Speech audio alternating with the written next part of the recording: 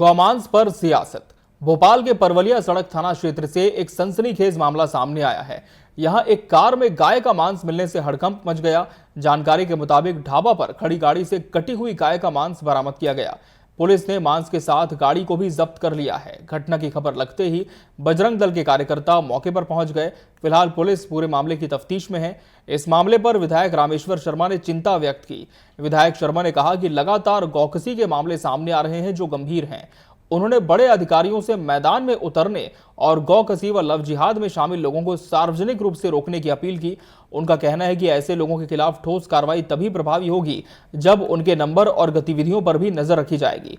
Congress media विभाग के coordinator अभिनव वरोलिया ने कहा है कि हमारी दिग्विजय सिंह की सरकार ने गौवध पर पाबंदी लगाते हुए कानून लेकर आए थे, लेकिन अब भाजपा की वर्तमान सरकार जो है वो इन गौवध करने वाले लोगों को रोक भी नहीं पा रही है।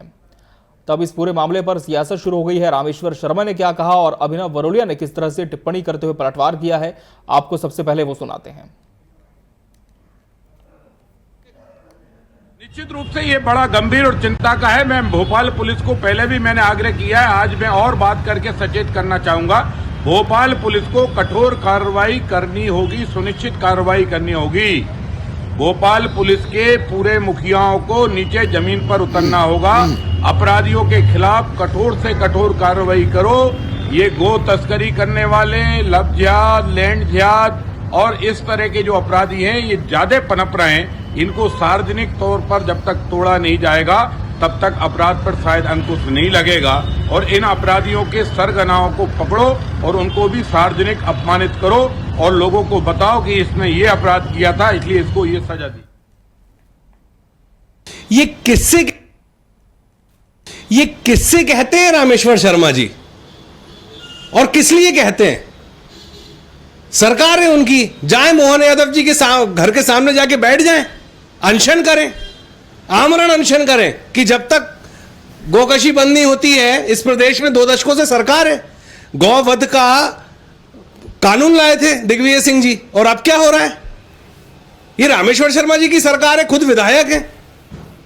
चले जाएं वहां पे, जाएं, बोलें। ये बोलते किससे? खुद ही सवाल खड़े करते हैं क्या खुद की सरकार पर? जब सरकार है तो जाके बैठ जाए। अगर उनकी बात को नहीं सुन रहे, रोज आते हैं, रोज बोलते हैं इन्हीं बातों पर। अरे आपकी सरकार है, गाय को आपको हम भी तो उठाते हैं, लेकिन हम विपक्ष में, ये तो सरकार में रह के आवाज उठा रहे हैं।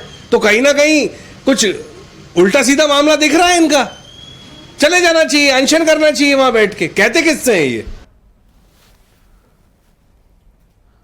तो कांग्रेस कह रही कि सरकार जिनकी है उनकी ही बात नहीं सुनी जा रही और ऐसे में कड़े कदम उठाने की जरूरत है।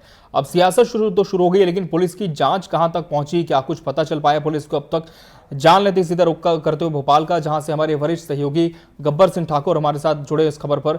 गब्बर जी, किस तरह से ये पूरी घटना का खुलासा हुआ है कि एक कार खड़ी है और उसमें गौमांस है और इसके बाद तो सब कुछ सार्वजनिक हो गया, लेकिन पुलिस की जांच में अब तक क्या सामने आया है? किसके नंबर पर ये गाड़ी रजिस्टर्ड है और क्या किसी आरोपी तक पुलिस पहुंच पाई है?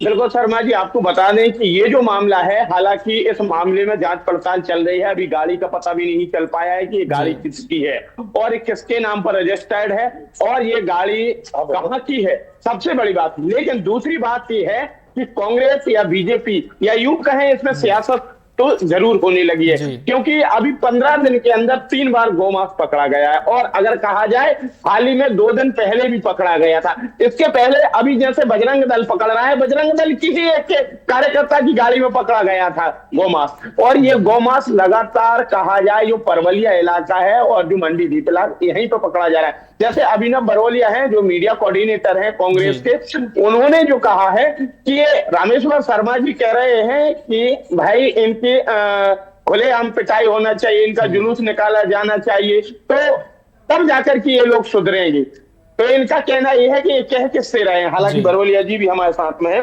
बरोलिया जी, आपने अभी हाल ही में जो बयान दिया है कि रामेश्वर शर्मा जी कह किससे रहे हैं, तो दरअसल में कहा जाए कि जो गौमांस है, गौमांस, उनका कहना ये है कि गौमांस करने वाले जो हैं उन्हें पर कार्रवाई की जाती है लेकिन मानते नहीं है, तो इनका खुले में जुलूस निकाला जाना चाहिए। मैं रामेश्वर शर्मा जी को ये बता देना चाहता हूँ, रामेश्वर शर्मा जी आपके माध्यम से ये सुन लें कि वो कह किससे रहे हैं, किसको एड्रेस कर रहे हैं।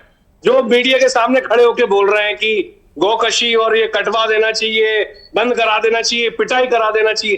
अरे सरकार तुम्हारी है, भोपाल के चारों कोनों में जीएसटी किसने लगाई है? जीएसटी किसी ने लगाई है अगर, तो तुम्हारी सरकार ने लगाई है 0% जीएसटी।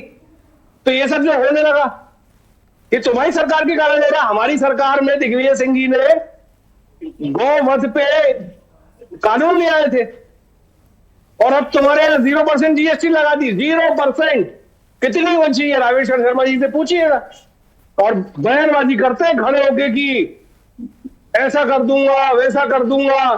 शर्मा जी हालांकि ये भी बयानबाजी करते हैं, बयान देते हैं। आप भी इनसे एक सवाल कर सकते हैं, क्योंकि जो कांग्रेस के मीडिया कोऑर्डिनेटर के नाते कहा जाए तो इनसे भी सवाल किया जा सकता है। अगर आप भी सवाल करना चाहें तो कर सकते हैं। बिल्कुल बिल्कुल।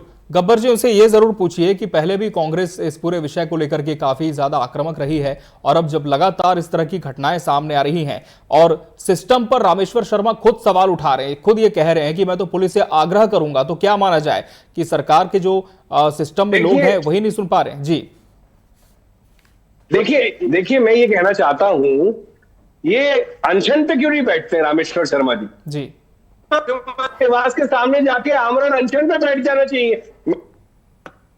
मैं कह रहा हूं सरकार के खिलाफ 0% जीएसटी जो लगाई है इसके खिलाफ प्रदर्शन करें, गौकशी जो हो रही है उसके खिलाफ प्रदर्शन करें।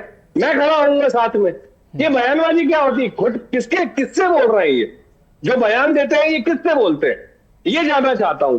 बिल्कुल, इनका कहना यह है कि सच में ये बोलना किससे चाह रहे हैं, क्योंकि जो सरकार है, सरकार तो दरअसल में रामेश्वर शर्मा जी यानी बीजेपी की है और बीजेपी के विधायक है। तो अब ये बात जो उन्होंने आज कही है, ये बात बिल्कुल सही है, ये लागू नहीं हो रही। तो उनका कहना ये है कि जो ये गोकशी करने वाले हैं, इनके जो आका हैं, इनके जो समर्थक हैं, इन लोगों पर भी कार्रवाई होना चाहिए। इसका तात्पर्य तो यही निकलता है कि शायद जो सिस्टम है, अधिकारी बैठे हैं, चाहे वह प्रशासनिक अधिकारी हो, पुलिस प्रशासन के लोग हों, या तो वो सुन नहीं रहे हैं या फिर उनके बीच मध्यस्थता चल रही है, दलाली चल रही है।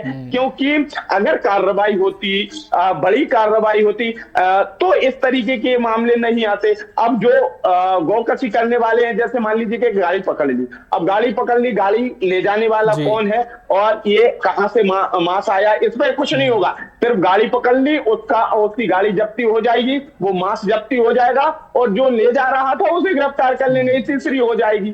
इसके आगे की कार्रवाई नहीं होती है कि ये कहां पे गाय काटी गई, किस इलाके से गाय काटी गई, किसकी ये गाय थी, तमाम चीजें हैं। तो ये कड़ी से कड़ी जुड़ेगी तो जड़ तक पहुंचेंगे, तब जाकर के ये मामले शांत होंगे। बिल्कुल सही कहा गब्बर जी आपने कि इस तरह के मामले तो लगातार सामने आए हैं, आ भी रहे हैं और अगर जड़ तक नहीं पहुंचती है पुलिस तो आते भी रहेंगे। लेकिन देखना होगा कि इस बार क्या ठोस कार्रवाई करते हुए कोई नतीजा इस कार्रवाई का, इस एक्शन का निकल पाता है।